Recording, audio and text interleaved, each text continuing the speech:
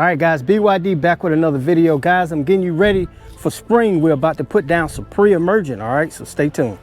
So guys, we're gonna be putting down some 007.037 Yard Mastery Pro Diamine right here, guys. All right, and if you don't know what pre-diamine or pre-emergent is, all it does is prevent weed seeds from germinating that haven't germinated yet. If you have weeds in your yard after you put down pre-emergent, more than likely those weeds have already germinated, but this is going to have you on your way to a weed-free lawn. The things you're going to need is a spreader. I got a Let's Go spreader. You're going to need your pre-emergent, which is this right here.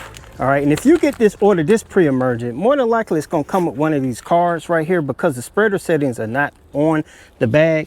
If you look at it, your spreader will be on here. I have a Let's Go and mine says set to 14. So I'm going to simply walk over here, make sure I have my spreader set on 14. If you can see that, it's set on 14, all right? Make sure you have the right spreader setting because what you're going to be doing is applying 3 pounds of pre-diamine or pre-emergent for every 1,000 square foot in your lawn. All right, guys, so what we're going to do is put it on this. We're going to cut this pre-emergent open right here, right?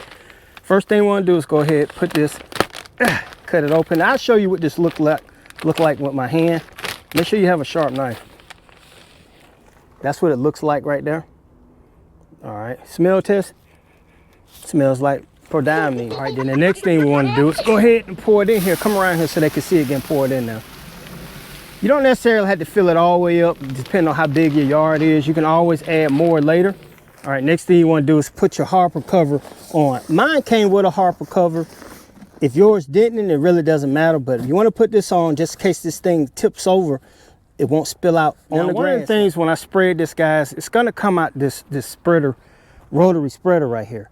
I want to broadcast it just close to that new side. I don't want this going on the new side. We're going to go down that way and then we'll come back up this way. Check it out. So we're going to go ahead and open this up and we'll start pushing when we open it up. And I'm throwing it right to the edge of that grass.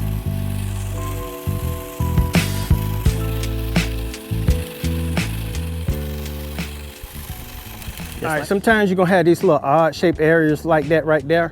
All right, so make sure you get them on out the way. If not, then you can come back and put a use a hand spreader, and I'll show you that in a second. But let's get this done. All right, so now we got that area done. We're finna go straight ahead. You gotta put this stuff down evenly, guys. Guys, I want you to see this. If you look real closely, you can see those yellow granulars. Some got on that just a little bit, but not much.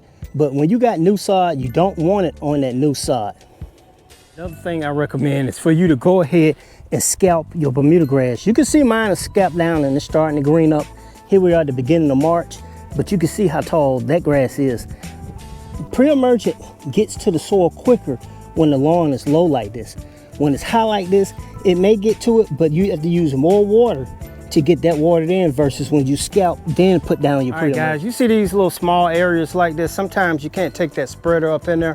This is the Ryobi battery operated spreader right here, guys. Best spreader on the market. All you gotta do is simply squeeze the trigger and it'll come out. But they do have spreader settings on the side right there. I normally just keep mine on 3. All right, when you squeeze it lightly, it's not gonna open up. But when you squeeze it hard, show my finger in the trigger, it'll come out. So what you're gonna do is use this to cover areas like this. Now you can use this in rock beds. I do prefer preen over using this, but if you wanna use this in your rock beds, go ahead. All right, guys, so now we got that put down. The next thing you need to do is make sure you water this stuff in real quick. And you can see mine is starting to come out of dormancy, guys. Did scalp it to the white meat. But you got to get this stuff watered in. The pre-emergent is not going to work unless you water it in. Water it in deeply. I prefer not to wait for a rainstorm because it may be just too much. But once you water it in, give it a couple of days, it's going to lock itself into the soil, and then you'll start to prevent weeds. If you want to learn more about pre-emergent, I got plenty of videos, guys. Probably have a playlist right here in this corner. Go ahead, click on that, finish watching that playlist. You got to get this pre-emergent down, guys, if you want to prevent weeds in your lawn through the spring, summer, and fall. All right, guys, side note here, if you have a lot of pre-diamine or your pre-emergent left, don't go back and double up. Don't try to use this up so you can finish just getting rid of it. You already applied the correct amount. You're gonna have to empty this out and put it back in the bag.